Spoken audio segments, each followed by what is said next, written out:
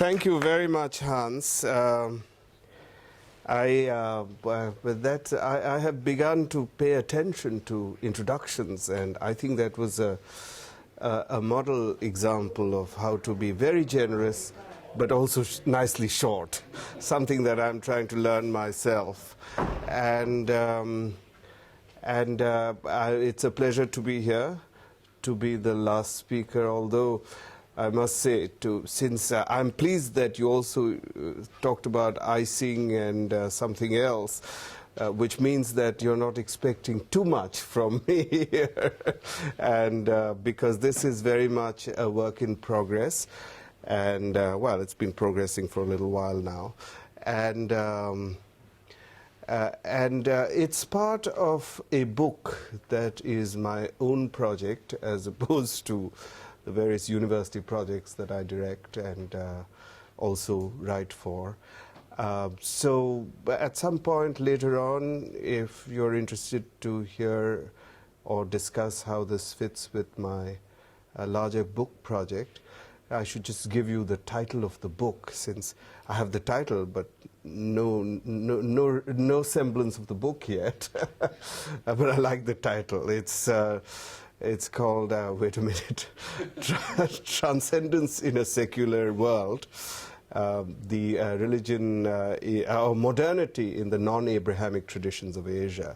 So to some extent it also sort of goes out, and I try to deal with some of these issues on a wider level in the book that I'm doing here. Okay, this paper is, I'm going to read the paper. It's one of my most serious papers compared to some of the other ones that I give a lot of PowerPoints and so on. I thought I should reserve this for Cambridge. And it's a little long, but I'm going to truncate some of it while I speak, particularly the stuff that is more derivative from my earlier work on redemptive societies, which some of you may be familiar with, but I can sum it up too, if you're not. So this is called, I think it's the title I gave you, but the historical roots, no, it's some, anyway, it's about the religion and the character of secularism in China. I must confess that the discussion of secularism comes at the very end, but I think you will appreciate that the paper does sort of deal with it as the underlying issue as I go through it. China has largely escaped the conflicts between faith-based communal religiosities characteristic of Abrahamic and other religions through most of its history. Thus, it has been relatively immune to politicization of faith-based communities, which has confounded the problem of religion and politics in so many parts of the world. However, it has not escaped a different type of conflict over religion, one that is vertical rather than lateral, between state and elites versus popular religiosities. I want to explore the roots and implication of this division for our understanding of Chinese state and society in an exercise in comparative historical sociology. Note this comment from the 4th century BCE text Guoyu, quoting a minister explicating cosmology to the king of Chu. Anciently, men and spirits did not mingle. There were special men and women called Xi and Wu, who supervised the position of the spirits at the ceremonies, sacrificed to them, and otherwise handled, if I take this off now, okay, I can put it in this pocket. Oh, that's okay. Who supervised the position of the spirits at the ceremony, sacrificed to them, and otherwise handled religious matters.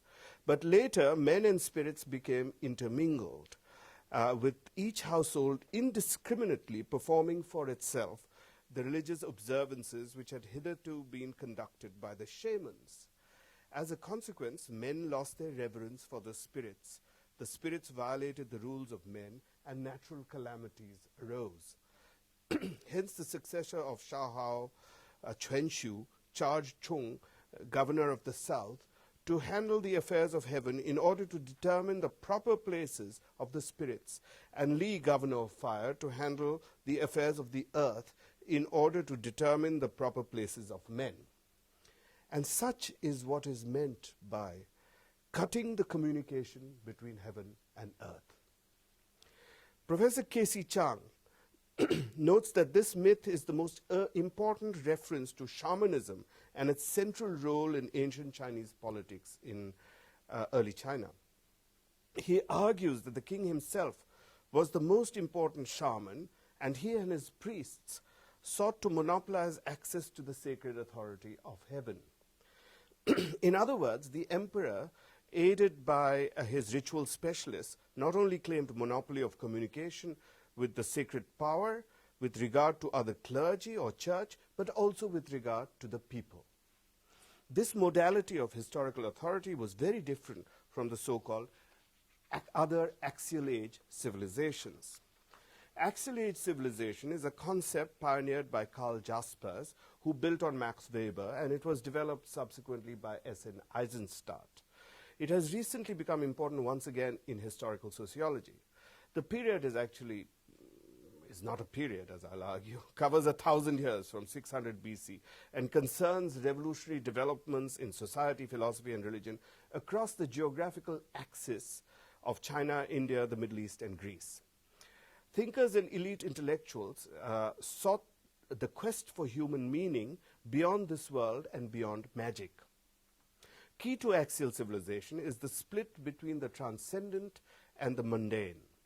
The telos, or goals, of these civilizations were embedded in a divine transcendent realm. Thus, while the realm was discontinuous with the human world and no humans, including the state, could fully realize its goals or will in this world, humans were expected to aspire towards their realization. Axial civilizations represented a new type of reflexivity that gave expression to a vision of the world that could be different from the here and now. As the vision became institutionalized, the transcendent realm became a new ontological basis for universal ethics in these religions. This included better ways of organizing society and making greater demands for self-sacrifice. But they developed a deep tension between transcendence and human efforts to realize it. For example, you have the Christian idea of the city on the hill. According to Max Weber, Chinese religion was not transcendent, but immanent. I cannot fully agree with this proposition. In the Chinese religions, heaven represented a transcendent heaven, that is Tian, represented a transcendent power and principle. But this power, moral authority, and ideals did not have the same range of consequences as they did in the Abrahamic traditions. AA, or what I call for the short for axial age, has been criticized for a variety of reasons, but two of them strike me as most valid.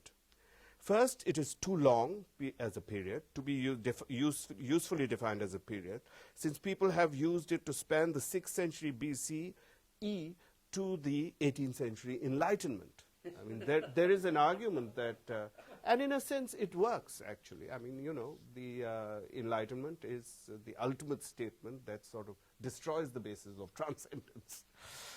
As such, the axial age is a misnomer and is best thought of as a conceptual moment in the Hegelian sense, referring to the emergence of transcendental thought across many cultures. Historical preconditions include the transition to the Bronze Age and rise of post-tribal states and empires, particularly in Eurasia. However, for want of a better word, I continue to use the expression as a mere nomination. I don't know if it's acceptable, we can talk about it. A second criticism charges that transcendence is not necessarily religious. This is also an important qualification, since in non-modern societies, the distinction between religion and philosophy is frequently not made. Indeed, the argument is often made that Confucian thought is not religious, and I agree that there are trends with it that are not religious. Nonetheless, historically, transcendence has most often been associated with a power or regime of sacrality. And this is something that I develop in my book, so we can talk about it later, the regime of sacrality. Even, or perhaps especially in Imperial China, the transcendent power of heaven could only be worshipped by the emperor, the son of heaven, and ordinary subjects could be executed for usurping this imperial prerogative. Access to heaven was, however, very desirable in the broader culture. because heaven was also the source of a transhuman moral and physical power, which could be acquired through superordinary, if not superhuman, cultivation practices. I think most of you are familiar with, for instance, the Falun Gong. It's a good one to refer to think of these redemptive societies. And how it does, or the boxers who thought they could become invulnerable by drawing some of the power of heaven, right? Or all these Qigong cults and so on as well. To be sure, in no society was religiosity dominated exclusively by conceptions of transcendence. In all axial societies, transcendent goals coexisted with personal and collective desires to attain what Charles Taylor has called human flourishing, by appealing to the sacred. But in each society, this coexistence between transcendence and human flourishing, that is, to get something you want and to have efficacious religion. But in each society, this coexistence had different configurations. It is this evolving configuration that we need to identify in Chinese history. A second related differential addresses the mode of access and approach to the transcendent. In the Abrahamic traditions, messianic prophecy, revelation, faith, and salvation characterize the approach to the transcendent. To be sure, faith and salvation introduced by Mahayana Buddhism after the 3rd century CE were also important in Chinese history. They were perhaps most important in the 3rd century interregnum between powerful centralized states, that is from the 3rd century CE and the 6th century, that is the fall of the Han and the rise of the Sui Tang. Between these powerful centralized states dominated by the Confucian literati. But throughout history, popular religious movements drawing from Taoist and Buddhist ideas advocated faith and salvation, frequently in apocalyptic terms. Below, I will elaborate on the redemptive societies of the 20th century. Yet, from an orthodox perspective, faith and salvation represented the minor key in Chinese history. Faith was often intertwined with the cultivation of techniques, which is often known in Chinese as Shushan, right? The self-cultivation, the goals of which were tied less to salvation than in the afterlife, less to salvation in the afterlife than to access to transcendent power in the present. In Chinese traditions, who was able to access the transcendent, through what means of cultivation, and with what this-worldly effects, was the crucial problem. In all axial civilizations, professional clerical groups emerged: church, priests, monks, ulama, as institutionally separate from the state to interpret transcendence and limited the latter's moral authority. Thus, they dominated a sphere autonomous from the state. Because of the divergence between the transcendent goals and its practical achievement, axial societies have a built-in motor or propensity to challenge the existing establishment of clerics and state and seek new means of personal and institutional change to achieve the transcendent goals. The periodic reform movements aimed against the established clerisy in both Abrahamic and Hindu-Buddhist traditions, such as Protestantism, Sufism, and the Bhakti movements, evoked the transcendent in defying authority and sought to recreate a new order in this world to more truthfully represent the transcendent ideals. In the Hindu tradition, some of these movements also turned, or increasingly turned, to otherworldly pursuits. But co-optation was and is an ever-present possibility, as most of these bhakti movements became castes and things like that. In the Abrahamic traditions, faith in a transcendental God is fundamental. It is dramatized by the willingness of Abraham to sacrifice his son for God. I argue that belief, with a small b, in these traditions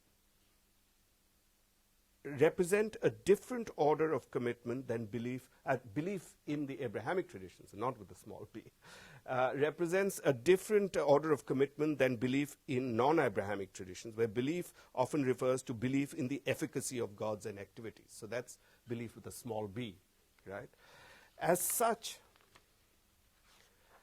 belief in Abrahamic tradition should be capitalized to differentiate from the efficacious belief, which can often be flexible, if not fickle. I first noticed this, I think, when I visited Singapore about 25 years ago.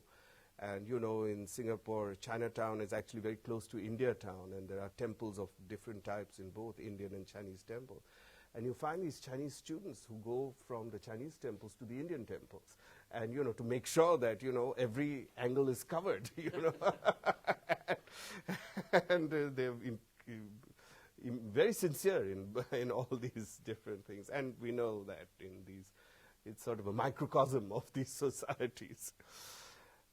Indeed, while the clergy is obviously powerful in Abrahamic traditions, there's a personal relationship between God and his people, God with a capital G, of course. I'll return to belief later. Now to sort of the axillage and the public realm. In an important recent work, the European scholar Armando Salvatori radically revises Habermas's notion of public sphere from a long axial-age historical perspective.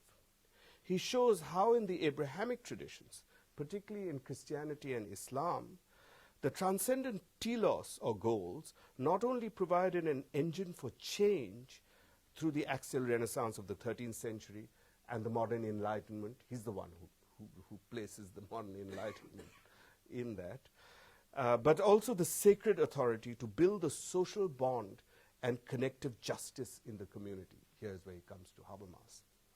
Salvatori's argument is too complex to enter into a detailed treatment here, but one of his most important claims is that the Abrahamic traditions of Euro-Mediterranean civilizational area, including the Middle East, an archaic public sphere is warranted by the relationship of self to other, or ego to alter, through God.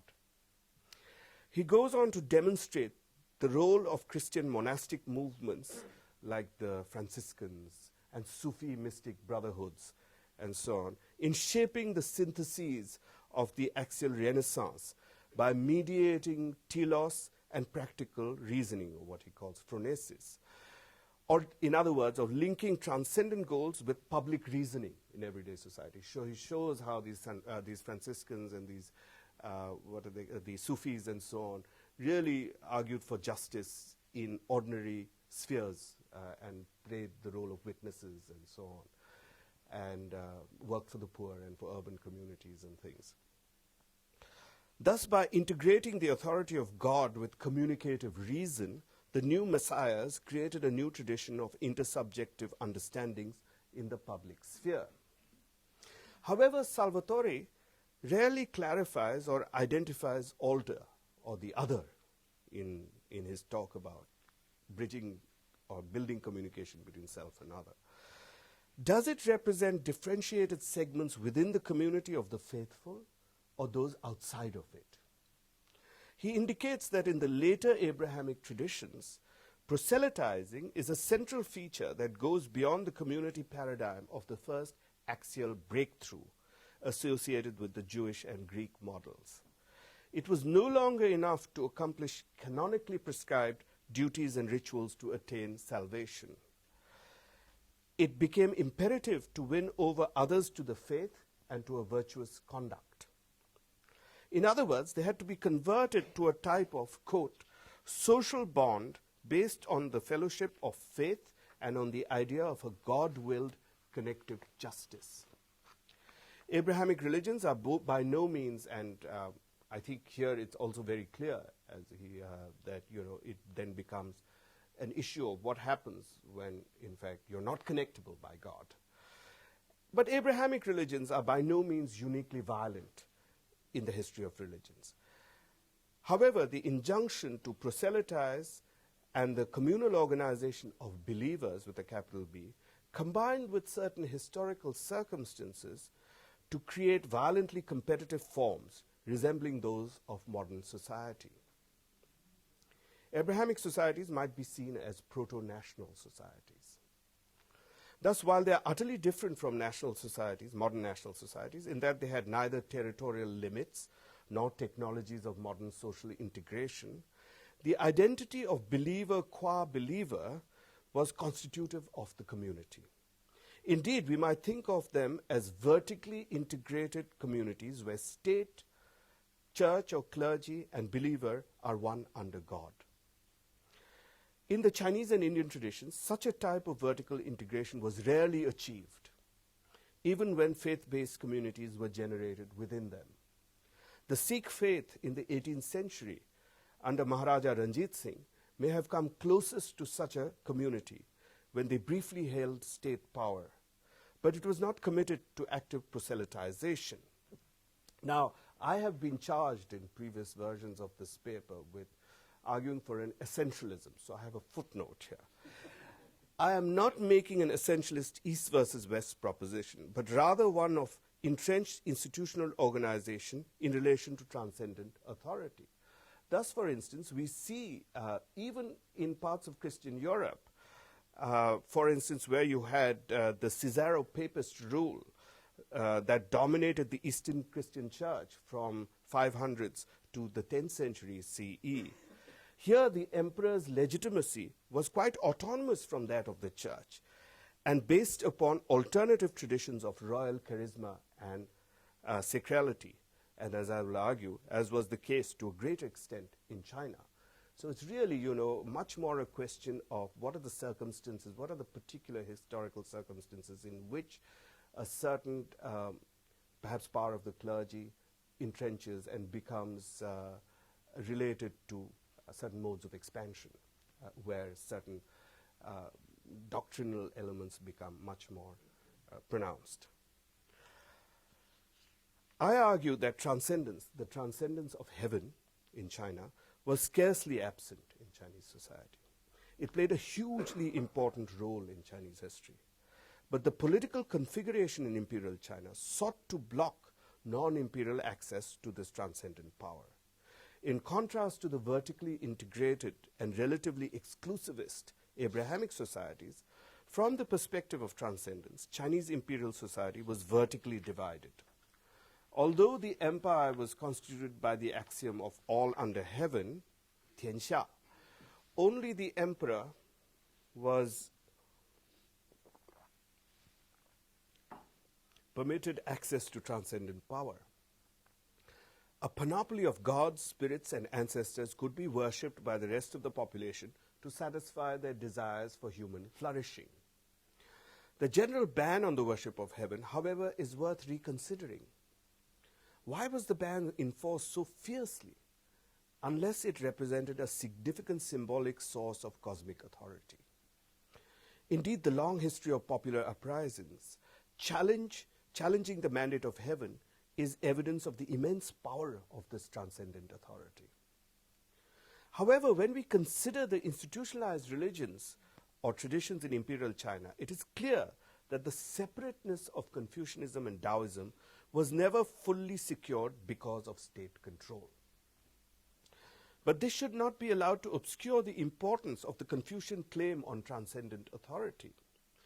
Confucius and Mencius sought to locate heaven beyond the exclusive access and control of the ruler, and create a morality that also subjected the ruler and the individual, although via social hierarchies, to it. The autonomy and critique of the ruler based on heaven's authority was a recurrent claim in the Confucian tradition. The personal quest for sagehood, Junzi, and the cultivation of the heavenly endowed nature, Tianming Zhixing, were the supreme goals of the committed Confucian, particularly in the late imperial times. By late imperial in Chinese history, we're referring to a 1,000-year period from about 1000 till 1912. And best, this tradition of cultivation of heaven's nature is best exemplified in the Neo-Confucian school of Wang Yangming, the heart-mind school, or Xin Shui. One of the most radical thinkers of this school of Wang Yangming, in Japanese, there are Japanese scholars, this is Oyome. The Oyome tradition becomes very important in the Bushido cult and things. One of the most radical thinkers of this school, Li Zhi, argued that the individual was endowed by heaven with the child's mind, the Tongxin, that was intrinsically capable of discerning good from evil and thus had no need to conform to external constraints in moral cultivation. The tradition of Confucian eremitism, where the true Confucian sage rejected political power or suffered from having opposed incorrect or immoral policies, certainly retained its rhetorical power through the late imperial period, especially when shrines to notable Confucians were created in local society. Indeed, many adherents of Wang Yangming, or the Taizhou school of Neo-Confucianism, subsequently played an important part in the popular syncretic movements, which you will hear about more soon, called the Sanjia Heyi, or the three-in-one religions, which arguably became a dominant form of religiosity in Republican China. While not intrinsically oppositional, the syncretic movements were deeply redemptive and appealed to a notion of transcendence that combined Buddhist and Neo-Confucian doctrine of the mind. Nonetheless, the major religious traditions were closely controlled by the imperial state during the late imperial period. Institutional Buddhism and Taoism were controlled largely by states' licensing and surveillance. But the imperial state's relationship with Confucianism was more complex, and I will explore it in this segment by considering both cosmological and institutional arguments. Cosmologically, this close relationship was forged by the significance of a non-axial tradition of sacred authority that goes as far back as Shang and Zhou China, and probably even earlier. That is, you're talking about 1000 BC until the Han, which is about 3rd century BCE. Anthony Yu has clarified a body of scholarship that has suggested that there were two forms of religious authority in China, heaven and the ancestor. The emperor made both kinds of claim for his absolute sovereignty. One was in the cosmic realm of the relations between heaven and earth, and the other was in the realm of human relations. The former derived from the transcendent heaven, and the latter from a non-transcendent, but no less powerful and sacred cult of the imperial ancestor, which had sacred potency, not necessarily transcendent, but sacred. For instance, for punitive expeditions during the Shang, the emperor had to receive the mandate from ancestor D. D then becomes the word for emperor, right, in the Chinese culture.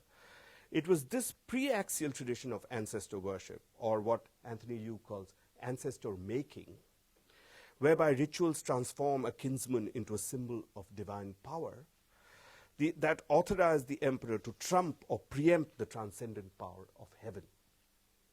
From one perspective, the political history of China may be seen as a contest between imperial authority and elites seeking to claim the authority of heaven or other forms of transcendence. We are familiar with the drastic measures taken by the imperial unifier, Qin Shi Huangdi, the first emperor of Qin, to destroy Confucianism by burning the books and burying scholars alive. The subsequent Han dynasty sought to incorporate the Confucians and indeed develop Confucianism into a state ideology. Less well known, however, is that it was during the Han that Confucius was made into a lineal descendant of the Shang, the different type of ancestor making. Thus, he was converted into an imperial ancestor who gave the emperor the greater right of ancestral access to his worship. Apart from the Confucians, the Buddhists were the most important claims to the transcendent authority of the Dharma, which, of course, as we know, the Buddhists had very clearly defined by the first 1,000 years of their political existence, both in China, even before China, especially by Ashoka, the separate in India, the separate realm of Dharma, a realm that could not be penetrated by the state of any kind. The institutional history of imperial China documents the rise and the fall of Dharma and the authority or the autonomy of Buddhist monasteries and the changing role of Confucians in the court and in the opposition. But it is also believed that with the Kangxi era, the claims of the Confucians to serve as an alternative authority outside the state, and this is the work of Huang Jinxing in Taiwan, to serve as an alternative authority outside the state, except under the conditions of individual self-sacrifice, was extinguished, and they were subordinated to the imperial power for the last time, especially under the great encyclopedic, the Siku Chuan Shu, which engaged many of the important scholars and bought their loyalty, as it were, to the imperial project.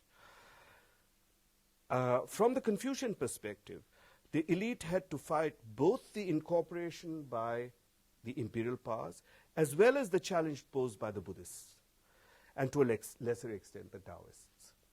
Indeed, it is possible that by fighting the strong notion of transcendence of the Buddhists, they were forced into an alliance with the state. They lost their other notion of transcendence at some level. The importance of the non-axial practice of ancestor worship among Confucians was a principal cosmological doctrine that brought them within the embrace of the imperial state, particularly since the Buddhists rejected the very concept of ancestor worship.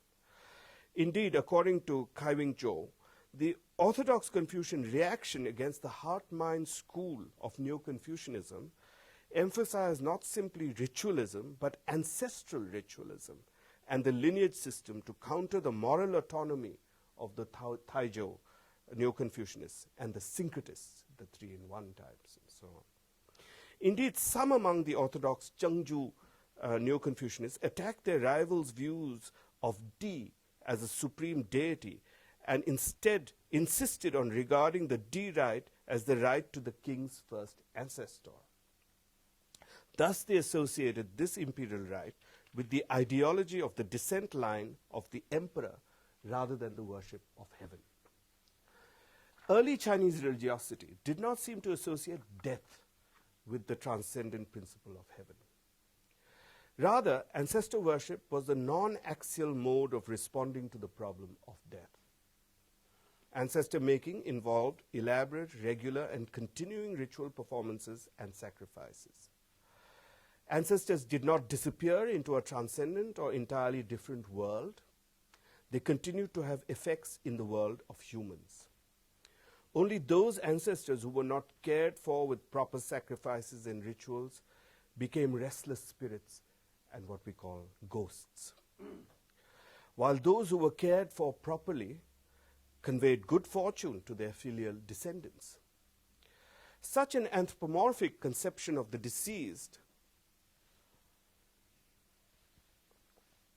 applied not only to ancestors but also to heroes or virtuous men whose spirit protected the communities by occupying the title of a tutelary deity like Tudikong or the city god such as Chenghuang. A second mode of the cooptation of the Confucian literati was none other than the famed bureaucracy and the examination system. Indeed, the latter was much more important than the former because while the bureaucracy absorbed a small number of officials, the examination system churned out hundreds of thousands of lower degree holders ineligible for office, or still larger numbers who aspired to join the degree holding elite but failed even to qualify. These were nonetheless people who had been trained often from childhood in the Confucian classics and orthodox ideology. Because of problems of control and management, the imperial bureaucracy was very small in relation to the society it governed. Thus, it had to rely on an ingenious model of local government without requiring too much of the imperial government. By the 19th century, there was one representative of the bureaucracy governing 300,000 to 400,000 people. The imperial state was able to govern by delegating the symbolic power of government, while at the same time keeping public funds out of the reach of those to whom it delegated this power.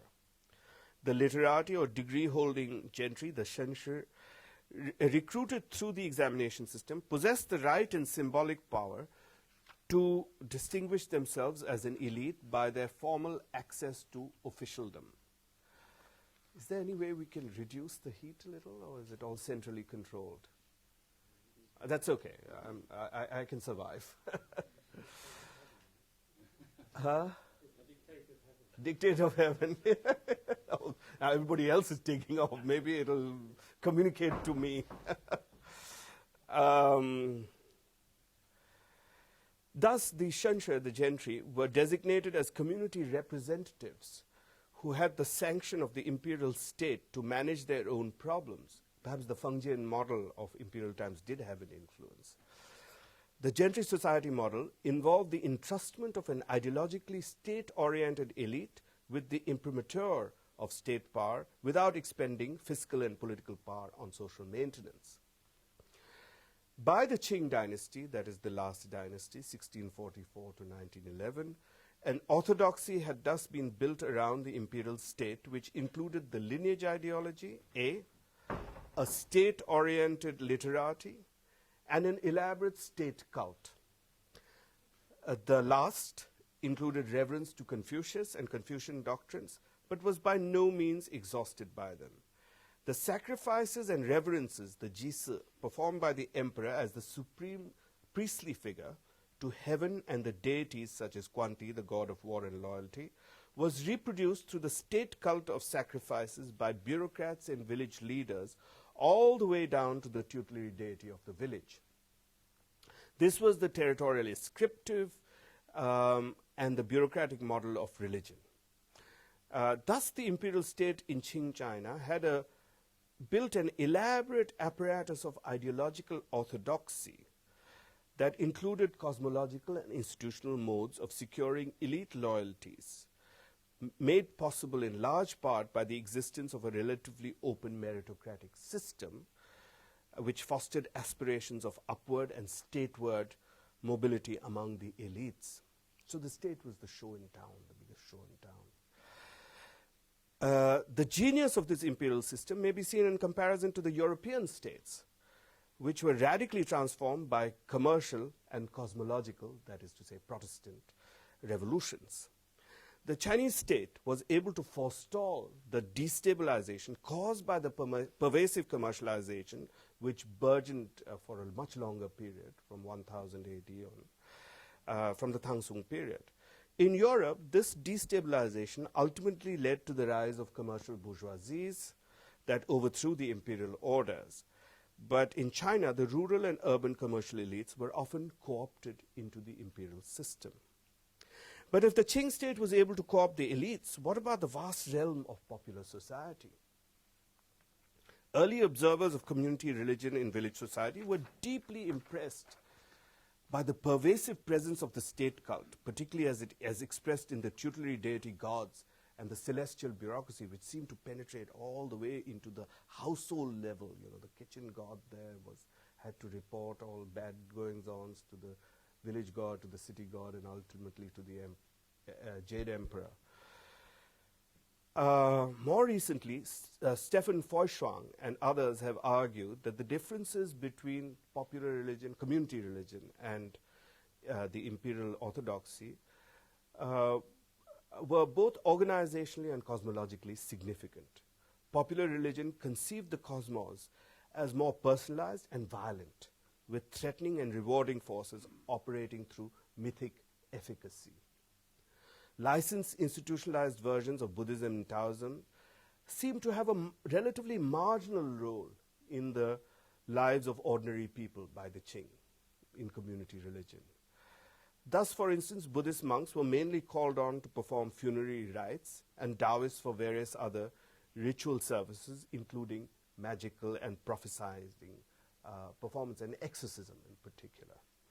However, communal religion frequently absorbed rites and ideas from both the state cult to the gods and these religions, and many monks and priests operating at the popular level were not recognized or properly ordained by institutional Buddhism and Taoism. So these guys sort of belonged more to popular religion than to the licensed religions. Indeed, popular religiosity turned out to be a vibrant field of communication and negotiation, accommodation and adaptation, camouflage and resistance between state and elite orthodoxy and popular culture. In an earlier study of the Kwanti cult, I tried to show how the imperial state sought to appropriate the popular hero from the three kingdoms as an orthodox figure, elevated to the highest of gods, and carrying the classics in one hand, even as popular lore told martial stories of his bandit-like exploits and vows of sworn brotherhood and loyalty. So you have these two quite different ways. In fact, he's considered to have murdered the district magistrate, right? So, and here he is now being celebrated as the highest level of God in the imperial order. The figure and myth of Guanti was superscribed by each group and community, drawing on older and contemporary interpretations, but each marked by a distinctive interpretation to serve its own charter. As such, the myth of Guanti not only preserved the diversity within a capacious culture, but also served as a medium of communication and negotiation among different groups. We can talk about this. I've written about more than 20 years ago about this, so I don't want to go into great depth. The capaciousness of popular religiosity was considerably enabled by the fact that much of it represented community religion. As such, local elites, particularly the non-literati elites, participated actively in them at multiple levels.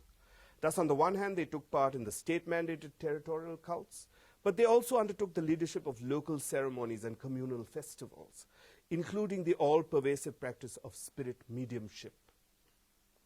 In parts of South and Southeast China, the notion of locality was stretched out over considerable territory by the very acts of ritual and ceremonial commemoration interlinking temple communities.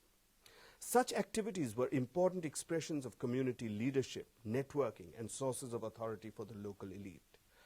This cultural nexus also accommodated alternative, if not always subversive, forms such as the growing number of syncretic and redemptive societies at the end of the Qing period. But the imperial state remained suspicious of popular cults and spirit mediums for harboring heterodox views, and periodically both states and elites conducted campaigns to sweep out popular religions that were not state-oriented or part of the state cult. Thus, many of the ideas and practices related to alternative conceptions and popular access to heaven were driven deeper into popular culture, where they mingled and often camouflaged themselves in the thicket of popular religiosity. Here it would be difficult to trace what the minister of the state of Chu had proscribed. I remind you, quote, to cut the communication between heaven and earth so as to prevent each household indiscriminately performing for itself the religious observances.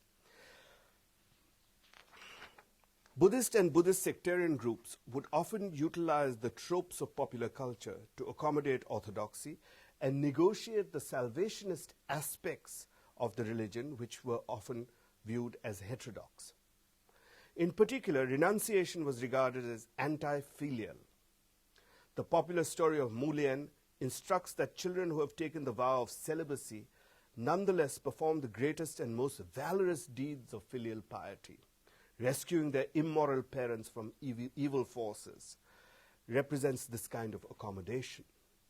The sectarian sutra reading society's ideal of salvation was particularly attractive to women, who also found in them an alternative form of sociability outside the home.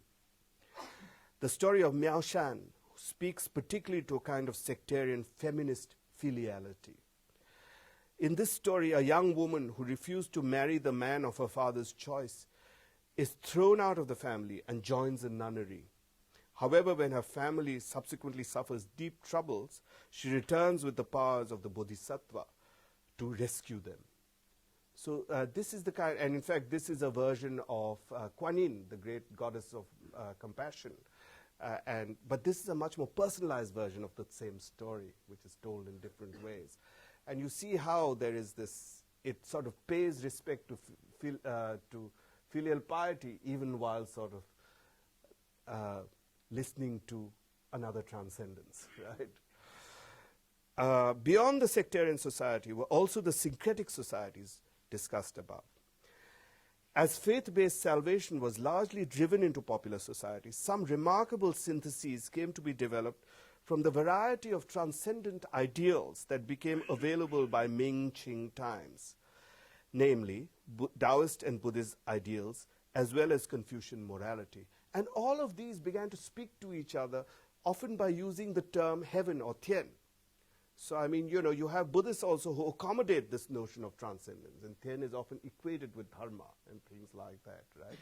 And in fact, there's a kind of superscription here too, where there is a much greater sort of, and they have these popular superscriptions of the power of heaven, which is beyond anything earthly in a way, although, of course, it doesn't stop you from trying to get a bit of that power, right? Maybe the problem with transcendence in China is that transcendent means you can be a little transcendent, you know, or more limited transcendent in this world. While some of these societies were closely associated with the sectarian tradition, including the worship of Buddhist and folk deities like the Eternal Mother, they also represented the late imperial syncretic tradition, or Sanjia Hei, combining Confucianism, Buddhism, and Taoism into a single universal faith. Late imperial syncretism, which urged the distinguishing of worldly desires and engagement in moral action, gained popularity among the Confucian gentry and the Buddhist and Taoist laity in the 16th and 17th centuries. While the trope of combining the three in one was almost universal in popular religion, different figures of founders performed different syntheses among these groupings that I have called redemptive societies.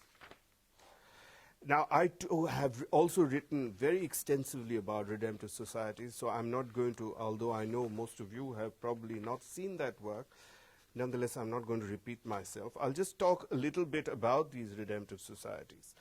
The modern redemptive, and also to save time, the modern redemptive societies inherited the transcendent goals, the mission of universalism, and moral self-transformation from the syncretism, right? At the same time, these societies also retain the association of the older syncretic societies with sectarian traditions, popular gods, and spirit mediumistic practices, such as divination, planchette, and spirit writing. In this way, they continue to remain organically connected to Chinese popular society. Redemptive societies were important agents of both cosmological syntheses and social integration. On the one hand, they had connections to elite axial traditions of transcendence. On the other, they remained committed to popular practices concerned with human flourishing. I'll just talk a little bit about the Morality Society, which was established. Now, these, we're still trying to work out the history of these societies from particularly the mid-19th century, and there's a clear transition, but they really emerged in great strength during the 20th century, the late 19th, early 20th century. And there is and from then they go from being 3-in-1 religions, Buddhism, Taoism, Confucianism, to being 5-in-1, where they also incorporate Christianity and Islam, right? All these truths are all assimilable within our realm. So it's an expansive, not a conversionary kind of mode of expansion. It's an absorptive. The Morality Society, the Tao Te Hui, declared that it sought to synthesize the scientific view of the world with the religious and moral visions of Asian thought. The society, which had Kang You-wei, the great reformer and constitutional monarchist, as its president from 1920 until 1927 when he died, argued that without moral and spiritual regeneration, human evolution would stall and turn even more destructive because of the present trend towards hedonistic materialism. Even the Iguan Dao, perhaps the least modern or this worldly of these societies, added the truths of Christianity and Islam to its earlier synthesis and cross-referenced its own esoteric temporal scheme with the modern chronology of dynastic and republican histories. Okay. I want to just give you a little sense of what these redemptive societies were doing cosmologically.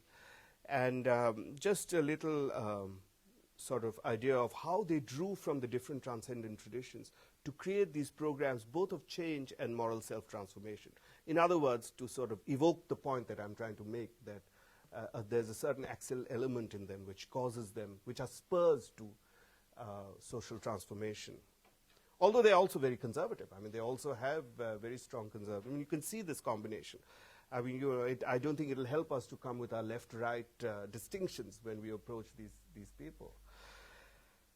So I look at the cosmology of one of the leaders in Manchuria, or in what is known as Dongbei today, northeast China, which I have studied in some depth, on the Morality Society there called Wang Fengyi. The Morality Society had claimed a following that has been recorded of 8 million people in a total population of Dongbei of 40 million at that time.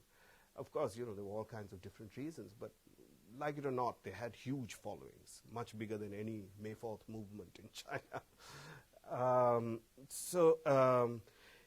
Someone like Wang Fengyi developed a doctrine and practice of self-knowledge, self-reliance, and self-realization based upon a complex theory synthesizing the doctrine of heaven-based 5 elements. Now we're getting into really obscure Chinese cosmology. And yin-yang cosmology with the teachings of the 3 religions, right? So, I mean, it's all the synthesis that he's trying to do and create a very practical program of individual and social transformation. In brief, the technical aspect of his theory sought to show how the 5 elements, wuxing, right, wood, fire, earth, metal, and water, shape the 5 behavioral characteristics of the person, another wuxing, not in a determinative way, but in a combination with how the person cultivates. Shudao, this is cultivation, is very important strategy here. These elements in different circumstances of a life. At one level, his theory prescribed inner cultivation, but the self was ultimately realized in outward actions within a framework of changing circumstances. Self-exploration and self-reliance were the keynotes in Wang Fengyi's philosophy. So what happens here is that heavenly ideals are really become a spur to an ideal person here. And to some extent, it also fosters what, of course, is most cherished by Abrahamic thinkers about Abrahamic transcendence, which is that, which I think is exaggerated, but which is autonomy of the self, right? Ultimately, you get this individualism and so on through this. There is a very strong element of it here, but it's combined with... so Wang's technology of the self was rooted in the wider religious and philosophical movement of syncretism, or the 3-in-1. According to Li Nanwu, a contemporary follower and analyst of the philosophy in Taiwan, Wang affirmed the basic goodness of nature or natural dispositions, which we encountered as tianxing, right? The disposition given to you by heaven. And the 3 bonds, which is very conservative, 3 bonds to husband, father, and son for women, which is Confucian. He found them compatible with the 3 treasures of Buddhism and the 3 transformations of Taoism, all of which could be understood within the Buddhist realm of the 3 worlds. Yet the goal of the philosophy, Lin writes, is neither theoretical nor technical, but practically related to the experiences in one's life. One can in this way find the roots of one's life. A person may thus return to the principles underlying the bonds between world, heaven, and humans. Through his cosmological synthesis, invoking transcendent ideals, Wang Fengyi developed an entire theory of self and social transformation that won him a wide following. Many of the redemptive societies sought to work with the state as long as they were given the space to fulfill their spiritual obligations in relative peace. In other words, their conception of transcendence made it possible for them to attain salvation through this worldly activity. However, neither the KMT nor the communist state had a place for them. And in the Northeast, many, including the morality societies, worked with the Japanese puppet regimes. And the Japanese also fostered them for their own reasons, while they actually attacked them in Japan, but they promoted them in China, in the Manchukuo regime. But there were several others that were much harder to bring into the realm of the modern civil order, these transcendent societies. Several sectarian movements, as well as redemptive societies, also harbored millenarianism and the coming of a sage to herald a new world. The messianism contained in their notion of transcendence more closely resembled the Abrahamic traditions, including the imperative to convert others in order to be saved from the apocalypse. The Yiquan Tao is a bit like that. Obviously, these were considered by orthodoxy to be the most heterodox type of organization because they represented a political threat. The sources of popular millenarism in China were several, including the Buddhist conception of time as kalpas or ages, but also the role of the spirit medium who was able to access the will of heaven. By the 19th century, such millenarianism could be found among sectarian Taoist or Buddhist societies and also among redemptive societies, who appealed to notions of heaven and sought to access the will of heaven through spirit writing. This is, of course, precisely what alarmed the minister of Chu. Indeed, as many scholars have pointed out, popular rebellions throughout Imperial Chinese history were often inspired by religious movements, included the Taoist yellow turbans, the Way of the Five Pegs, and later, which the White Lotus, which we're very familiar with, as a name for many different things. And still later, Taiping Christianity, the mid-19th century Christian, Chinese Christian, very, hybrid movement.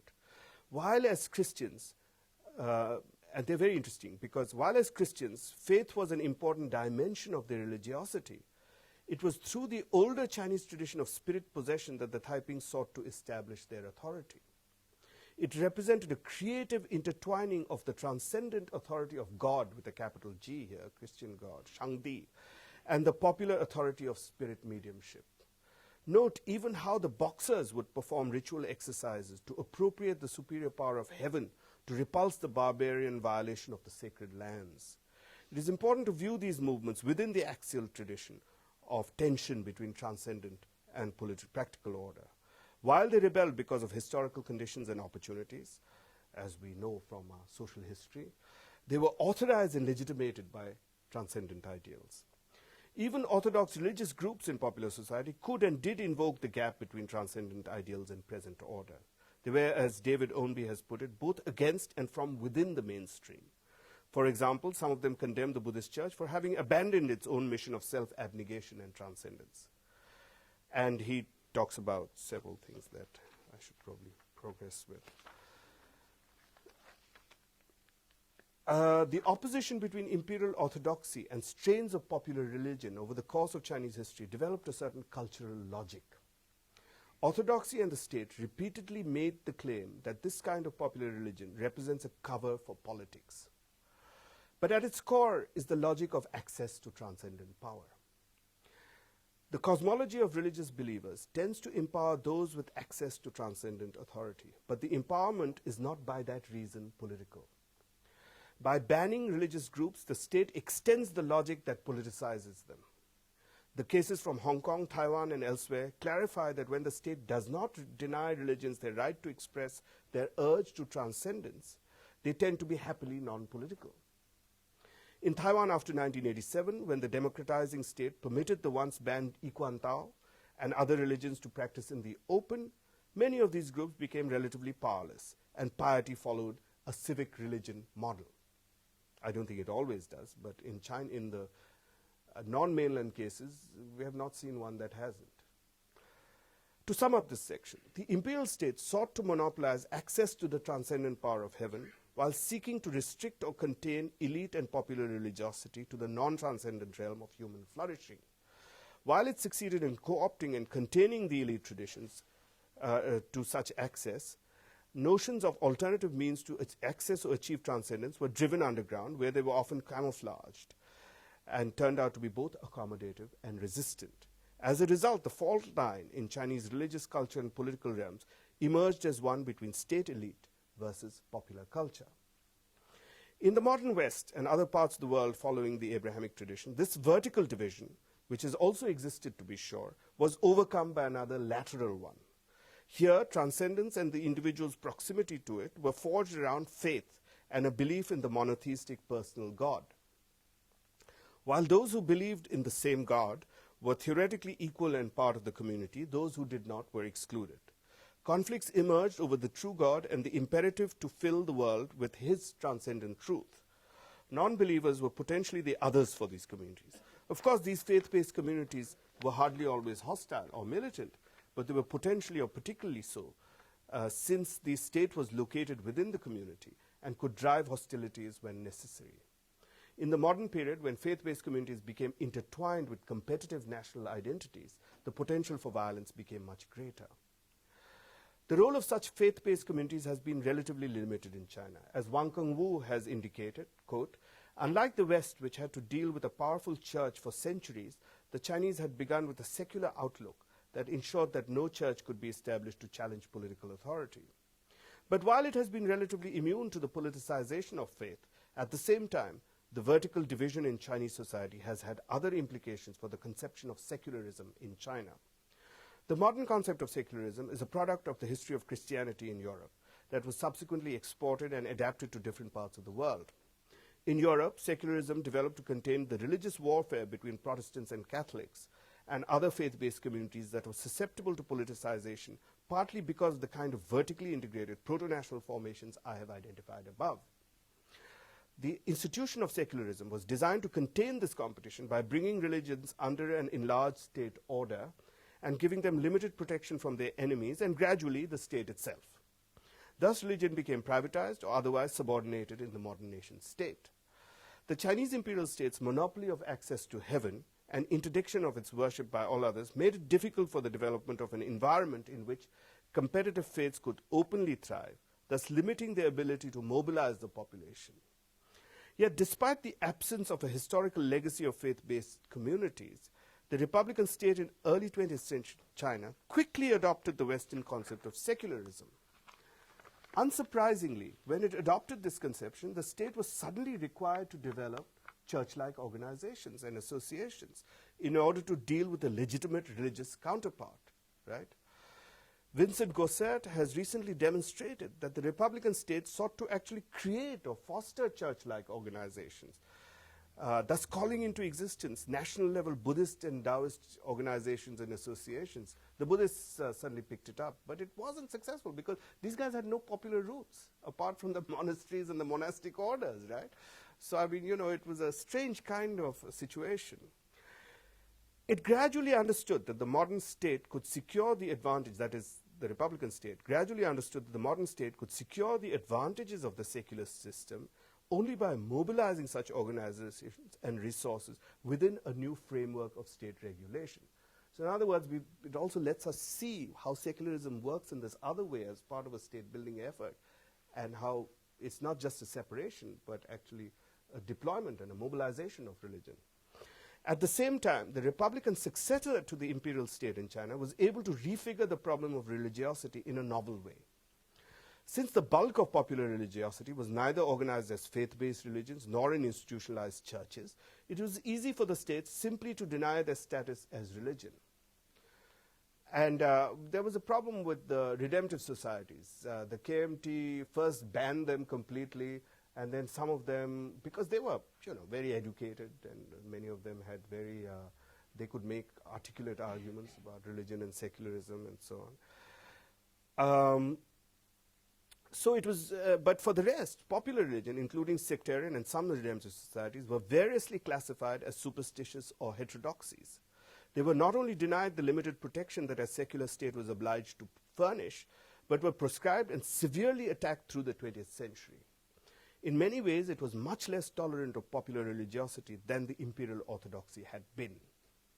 From a modern political perspective, China has been fortunate not to be dominated by faith-based communities, in my view. But the vertical division remains a volatile one, and the state may consider incremental steps to dismantle that relationship in which it has become locked against communities to whom the older cosmologies and transcendence remain meaningful. Thank you, and sorry to take so much time.